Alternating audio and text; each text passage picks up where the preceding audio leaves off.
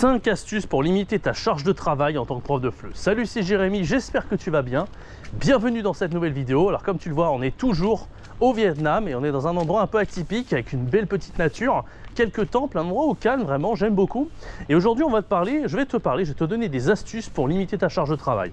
Si aujourd'hui tu manques de temps, tu aimerais avoir plus de temps pour, je sais pas, profiter de tes amis, ta famille, ou même carrément pour prendre du temps pour toi, pour profiter de la nature comme ça, marcher dans la nature et vraiment te relaxer. Et voilà, pour simplement plus profiter de la vie, peut-être voyager, faire des voyages à l'étranger, etc. Et bien voilà, il y a pas mal de petites astuces. Il y en a qui vont te paraître peut-être un peu plus évidentes et d'autres un peu plus avancées. Et je te prépare tout ça dans cette vidéo. On va essayer de prendre le plus évident en premier et passer du plus avancé. Et ce qui m'a vraiment servi moi en tant que prof de FLE pour vraiment avoir davantage de temps. Et pour être plus heureux également et plus épanoui en tant qu'enseignant de FLE. Donc je t'invite à bien rester jusqu'à la fin de cette vidéo. Avant de commencer, n'hésite pas à me laisser un beau like, t'abonner, activer la cloche. Je fais une vidéo tous les jours sur cette chaîne pour t'aider à gagner en compétences, à être plus polyvalent encore prof de FLE et voyager partout dans le monde et vivre de ta passion. Et n'oublie pas de te procurer le produit gratuit des 15 cours de FLE débutants. Il y a 57 heures de préparation à économiser, donc c'est quand même beaucoup. 57 heures, tu vois, tu pourras économiser tout le programme débutant de A à Z. Et voilà, c'est le tout premier en inscription pour te procurer. Vraiment, ne t'en prive pas. C'est un produit qui est 100% gratuit. Alors, quelles sont les astuces pour économiser un maximum de temps et pour t'enlever de la charge de travail? On va commencer par le plus évident que tu as peut-être connu en master FLE si tu as fait des études de FLE, mais c'est bon de le rappeler. C'est pas toujours possible à mettre en place, mais quand c'est possible, c'est vraiment très important. La première astuce, c'est d'en faire le moins possible en tant que prof. Alors ça veut pas dire que tu dois rien foutre, mais c'est d'essayer de faire travailler plus les élèves que de faire travailler toi. Tu le sais, je pense que tu vois de quoi je parle. Souvent, c'est ce qu'on m'apprenait en master, c'est qu'il faut que les élèves ils travaillent davantage. Hein, il faut par exemple que quand tu sois en présentiel, alors si tu es en présentiel, désolé, il y a une petite musique à côté. Bon, je vais peut-être pas, c'est un lieu sacré, hein, je vais peut-être pas trop m'y aventurer. Et voilà, je m'ai éloigné parce qu'il y a un peu de musique. Donc, ouais, donc on apprend en master, tu sais, bah voilà, en fait, par exemple, tu vas mettre tes apprenants en groupe, tu vas demander de faire une tâche, et pendant ce temps-là, toi, tu auras peut-être une demi-heure, 3/4 d'heure tranquille, tu vois. Donc ça veut dire que toi, pendant ce temps-là, tu pourras te reposer et tout ça, bien sûr, tu n'es pas là pour rien glander. Tu vas passer dans les rangs, tu vas corriger les apprenants s'ils font des erreurs, tu vas leur dire ça c'est bien, ça c'est pas bien, etc. Et peut-être que tu vas pouvoir prendre de l'avance sur ce que tu vas faire après, tu vois, parce que pendant que les apprenants ils font une tâche, toi tu vas pouvoir préparer la tâche qui va suivre. Mais en tout cas, ça c'est quelque chose qu'on peut faire vraiment très largement quand on a plusieurs élèves en groupe et surtout en présentiel. C'est un petit peu moins évident à faire en ligne, quoique c'est faisable, hein, tu peux mettre les élèves en groupe aussi sur Zoom, tu vois. Mais ça c'est vraiment un truc que j'aimais bien en présentiel, qui était un peu plus dur à faire, en tout cas avec des élèves en solo en ligne. C'est que en fait, quand tu mets des élèves à faire une tâche ou un exercice, tu peux faire et en attendant tu peux faire autre chose, tu vois. Mais c'est quand même beaucoup plus ennuyeux. Alors que quand tu es en présentiel, tu es assez content parce que tu as didactisé tes activités. Pendant qu'eux, ils font les activités, ce que tu as demandé de faire, toi, tu peux faire carrément autre chose, tu vois, pendant ce temps-là. Et ça te permet de vraiment d'économiser de l'énergie, de prendre de l'avance, d'être plus serein et surtout, voilà. Comme je te dis, en fait, quand tu économises de l'énergie, derrière, tu auras plus de temps pour faire de meilleurs cours, tu auras plus de temps pour profiter, etc., etc. Donc ça, c'est souvent un truc qu'on dit, c'est qu'on a tendance, quand on débute en tant que prof de FLE, à prendre trop d'espace, tu vois, et pas laisser les apprenants faire assez le boulot. Et en fait, il faut toujours se dire, est-ce qu'il n'y a pas moyen de donner plus à faire aux apprenants? Moi, c'est surtout en présentiel, parce que c'est pas toujours facile de le faire en ligne. Mais moi, par exemple, j'avais tendance aussi, tu vois, par exemple, dès que je devais écrire un tour de tableau, au lieu de le faire moi-même, je donnais un marqueur à un de mes élèves et je disais, vas-y, passe au tableau, écris la date, écris la correction de l'exercice, etc., etc. Et en plus, ouais, ça te permet de gratter un petit peu de temps. Et c'est pas forcément débile de faire ça, parce que forcément, tu mobilises les élèves, eux, ils vont le faire, ils vont être un peu plus impliqués. Et voilà, c'est tout bénef pour toi et ça te permet d'économiser quand même pas mal de temps. Ok, on passe à la deuxième astuce maintenant qui paraît aussi évident, mais je te l'ai dit, on va passer du plus évident au plus compliqué. La deuxième astuce pour vraiment économiser de la charge de travail, c'est tout simplement de recycler tes cours. Alors pour recycler ces cours, évidemment, il faut déjà en avoir plein de préparés à l'avance. Et moi, je ne comprendrai jamais, parce que j'ai connu des profs dans ma carrière qui, à chaque fin de cours, jetaient la préparation à la poubelle. Et ça, je ne comprendrai jamais, en fait, parce que bon, à moins que tu sois un vrai passionné du FLE et que tu dédies toute ta vie au FLE et tu ne veux jamais refaire un cours qui soit le même, je ne comprends pas cette pratique, tu vois. Quand tu fais un bon cours, quand tu prends vraiment la tête pour faire un cours, tu n'as absolument pas envie de jeter à la poubelle, tu vois. Ça, je ne comprendrai jamais.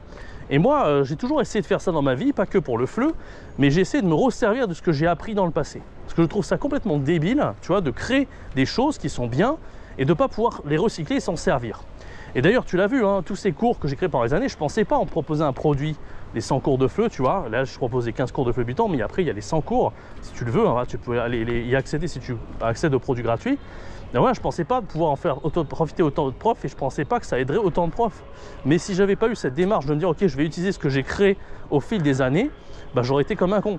Et je connais trop de gens en fait qui saccagent un peu le travail qui a été fait en amont. Je trouve ça vraiment bien dommage, tu vois. Moi, je connaissais quelqu'un dans le business, qui s'appelle Jean Rivière par exemple. Le gars a créé plus de 450 formations, on se demande où elles sont passées, tu vois.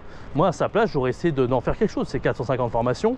Je pense qu'il a essayé et tout, mais c'est quand même le mec qui aime bien tout détruire pour repartir de zéro. Et vraiment, ça, je trouve ça dommage. C'est bien qu'on aime changer dans la vie, qu'on n'aime pas faire la même chose et tout, ce que je peux comprendre, hein. Et c'est vrai que quand tu seras amené à recycler des cours, tu auras tendance évidemment à te répéter, etc. Mais comme je te l'ai déjà dit dans plusieurs vidéos, la répétition, c'est ce qui fait que tu vas vraiment acquérir les compétences pour faire ton cours. Et donc, c'est nécessaire au début. Tu ne vas pas chercher tout le temps à refaire de nouveaux cours. Il faut que tu prépares un super cours aux petits oignons et tu répètes des fois et des fois et des fois pour que l'enseignement de ce cours-là soit super bien fait. C'est comme si, je sais pas moi, tu faisais des maths. Vraiment, tu fais la première fois l'exercice, tu vas faire pas mal d'erreurs, puis tu le fais une deuxième fois, tu vas faire moins d'erreurs, et ainsi de suite, jusqu'à que ça soit maîtrisé. Mais t'attends pas à ce que la première fois, ça soit parfaitement fait. Et le problème, c'est que faire tout le temps des cours nouveaux, bah, ça veut dire que ce que tu vas enseigner, ça sera jamais complètement maîtrisé. Alors, je suis bien d'accord qu'en présentiel, tu vas avoir des besoins différents. C'est pas toi qui vas choisir les élèves, c'est pas toi qui vas choisir le niveau, mais c'est quand même important, voilà, surtout si tu es en ligne, tu as le choix de choisir ton apprenant. Et à chaque fois de refaire le même cours avec différents apprenants, ça va vraiment t'aider à maîtriser le contenu de ton cours et à devenir plus professionnel par rapport à ce point en particulier que tu vas enseigner. Il vaut mieux refaire 10 fois l'enseignement du fusion motif sur le même cours que d'aller sur plein de cours différents. Alors après, évidemment, quand tu refais cours pour la 50e fois, ça peut devenir un peu lassant. D'où l'intérêt d'avoir quand même plein de cours qui soient bien préparés, d'où le produit que je te donne, évidemment. On est bien d'accord là-dessus, mais moi je pense que recycler c'est pas une mauvaise chose, faut pas vraiment voir ça comme un truc comme mode je suis feignant, j'ai la flemme de préparer les cours. Moi je pense que c'est nécessaire et c'est très important de le faire. C'est un peu comme si tu préparais à bouffer et que tu faisais du batch cooking, tu vois. Parce que cuisiner tous les jours, franchement c'est pour les titans, tu vois, les gens qui cuisinent tous les jours et qui bossent à côté, bah faut demander, faut pas exagérer, tu vois. Donc le fait de préparer pour toute la semaine à bouffer, même si tu vas remanger la même chose, c'est peut-être un peu plus lassant, mais tu vois, j'essaie de te faire une métaphore pour que tu puisses un petit peu comprendre l'idée, quoi. Voilà, donc moi je pense que recycler, c'est un truc dont tu dois absolument pas te priver si tu veux gagner un maximum de temps et alléger ta charge de travail. Ok, alors la troisième astuce, ça c'est encore une fois un truc évident, mais c'était en présentiel, c'est que normalement tu as des collègues, tu vois. Et des fois, bon, tu as la flemme de te creuser la tête. Bon, on va dire, on va mettre ChatGPT et l'IA avec les collègues, on va le mettre dans le même panier. Moi, ça m'est beaucoup arrivé, tu vois, de me dire, ok, j'ai besoin de trouver des idées pour mon cours, j'ai besoin d'avoir de l'énergie, de la puissance dans ce que j'enseigne et tout, j'ai besoin d'être motivé, mais j'ai pas les idées. Sur le moment, j'ai pas d'idées, tu vois. Et on est tous humains, et des moments où tu vas avoir des super idées, ça va venir de ta tête, tu vas dire, waouh, je suis trop content, j'ai eu des putains d'idées. Et des fois où tu vas pas être créatif, tu vas pas avoir d'idées. Et donc, comment faire pour avoir des super idées? Bah, c'est simple en fait. C'est tout simplement demander aux collègues. Maintenant, on a l'IA, on a ChatGPT, mais les deux en fait. Tu peux essayer de demander à ChatGPT si tu n'as pas d'idée, mais des fois ChatGPT il va te répondre des trucs bateaux. Et en fait, ChatGPT dépend du prompt. Donc si toi tu fais un mauvais prompt et toi-même tu n'es pas inspiré, il ne faut pas s'attendre à ce que ChatGPT soit méga inspiré. Par contre, un collègue, il peut te donner des idées comme ça. Si toi tu as zéro inspiration, le collègue lui il est très inspiré, bah voilà, il te donne des super idées pour ton cours et même il peut te mâcher le travail, il peut te donner des activités, etc. Attention à ne pas en abuser, parce que moi j'ai connu aussi des profs en présentiel qui étaient des gros pique-assiettes. D'ailleurs j'en avais fait une vidéo short un petit peu fun pour expliquer ce qui m'est arrivé avec un collègue qui était trop pique-assiette, qui essayait trop de piquer les idées des collègues à droite à gauche, dont les miennes aussi. Donc on fait attention de ne pas tomber dans le côté pique-assiette en tant que prof de FLE. Mais par contre, moi je pense que c'est vraiment quelque chose d'utile, tu vois, de demander aux collègues, enfin bon, de temps en temps, pour gagner du temps, pour alléger ta charge de travail et pour avoir davantage d'idées dans ton cours et faire de meilleures activités par conséquent, tu vois, parce que tu auras plus d'énergie. Donc voilà, ça c'était ma troisième astuce qui est, tu vois, un peu évidente, mais il ne faut pas oublier un petit peu que c'est possible. En tout cas en présentiel, en ligne, pardon, c'est un peu moins évident, sauf si tu es dans une communauté de profs. Il existe des communautés de profs, tu vois. Donc je peux toujours demander de l'aide dans les groupes Facebook, tu peux demander aussi à ma communauté, tu vois, à des gens dont je parle dans les vidéos, etc. Moi j'ai pas créé une communauté vraiment Discord ou Telegram, mais dites-le moi dans les commentaires si vous seriez intéressé pour ce genre de communauté. La quatrième astuce que je te donne maintenant, je regarde mon téléphone pour pas oublier, ouais, c'est par rapport à l'expérience. Donc voilà, plus tu auras d'expérience et moins tu auras de charge de travail, parce que qui dit plus d'expérience dit j'ai l'habitude, je sais comment préparer un cours rapidement. Et donc moi, tu vois, par exemple aujourd'hui quand je regarde rapidement les ressources, je sais où aller chercher, je prends un manuel, je pioche à droite à gauche, hop, je prends mon PowerPoint, je construis tac tac tac, screenshot, truc bidule, et hop, j'ai mon cours qui est prêt en une demi-heure. Et faut pas croire qu'en une demi-heure il n'est pas quali, hein, pas du tout, parce que maintenant tu vois il y a pas mal d'outils pour aller plus vite, tu as la l'IA, je sais comment rajouter les éléments, les animations, les ci, les mi, et en fait ça va très vite comme ça, tu vois. Et encore une fois je te dis, c'est pas parce que ça a été fait en une demi-heure que c'est mal fait, c'est parce que j'ai de l'expérience. Quand j'étais plus inexpérimenté dans le feu, je mettais énormément de temps à préparer les cours. J'avais vraiment besoin de regarder dans le guide pédagogique des manuels, etc. Je perdais vraiment beaucoup de temps. Et aujourd'hui, j'ai pas besoin de ça, tu vois. Rapidement, je peux créer des cours de FLE très qualitatifs sans me prendre la tête pour autant. Et ça, c'est l'expérience qui m'a permis d'avoir ça. Plus tu gagnes en expérience, plus tu seras à même à faire de bons cours au moment où tu enseignes, évidemment, et plus tu seras capable de préparer de manière qualitative sans y passer des heures. Donc l'expérience, c'est vraiment un truc, évidemment, ça va venir avec le temps, c'est pas une astuce, hop, en claquant des doigts, tu vas réussir à bien préparer, à gagner du temps. Parce qu'au début, si tu as tendance à essayer d'aller trop vite, tu vas bâcler.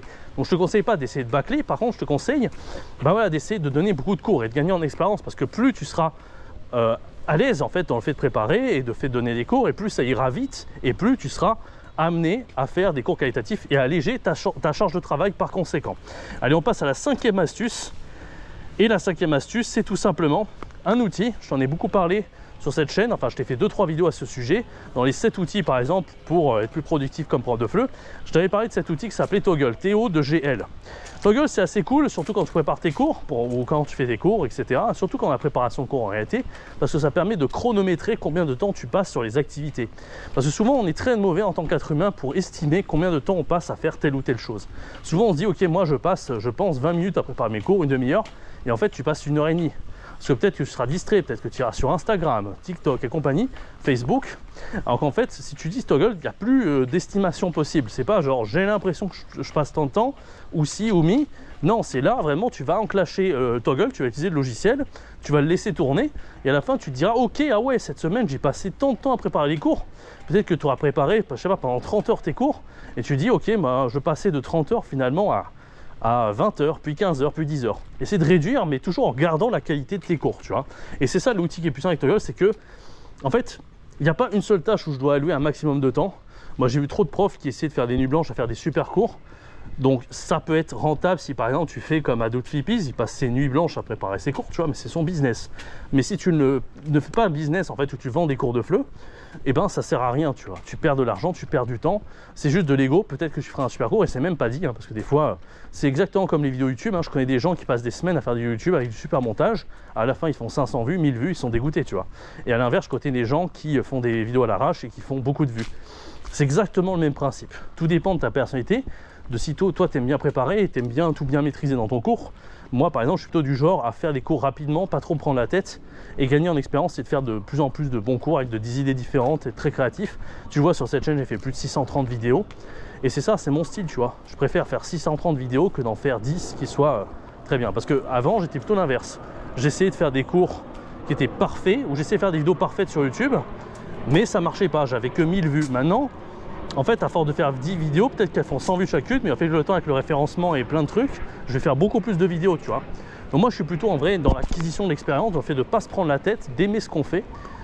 Et c'est vraiment ça, finalement, qui aide à faire de super cours. Je ne vais pas les déranger parce qu'ils sont en train de prier, les pauvres. C'est quand même un lieu sacré, donc je ne veux pas faire trop de bruit. Voilà, donc j'espère que ça t'aura plu, ces petites astuces pour mieux préparer tes cours. Enfin, c'est en gros pour la préparation de cours et pas que, tu l'as vu, hein. Je t'ai donné plusieurs astuces. Si je dois récapituler de tête, on avait le fait de recycler, on avait le fait de confier aux apprenants les tâches, donc surtout en présentiel, hein, faire les apprenants plus qu'à soi. Donc je t'avais donné quelques petits exemples, comme les faire passer au tableau, comme leur donner un exposé, etc. Puis il y en a plein d'autres, hein, tu vois, c'est à toi vraiment de voir comment adapter ton cours. On dit que c'est plus l'approche actionnelle, ce genre de truc. On a bien sûr l'utilisation de l'IA, ChatGPT, etc. On a l'utilisation de Toggl, l'outil que je t'ai donné. Et je sais pas si j'en oublie en tout cas. Mais ouais, d'ici en fait, sans regarder mon téléphone, hop, répète rapidement en regardant mon téléphone. Qu'est-ce que j'ai oublié? Ouais, l'expérience aussi. Et les collègues, évidemment. Bon, voilà, j'espère que ça t'aura plu cette vidéo. Récupère les 15 cours de FLE débutants pour économiser 57 heures de préparation au niveau A0 à 1. J'espère que ces petites vidéos de la nature au Vietnam et en Asie de manière générale que tu verras dans les prochains jours vont te plaire. Et je te donne rendez-vous pour une prochaine vidéo. C'était Jérémy. Ciao, bye bye.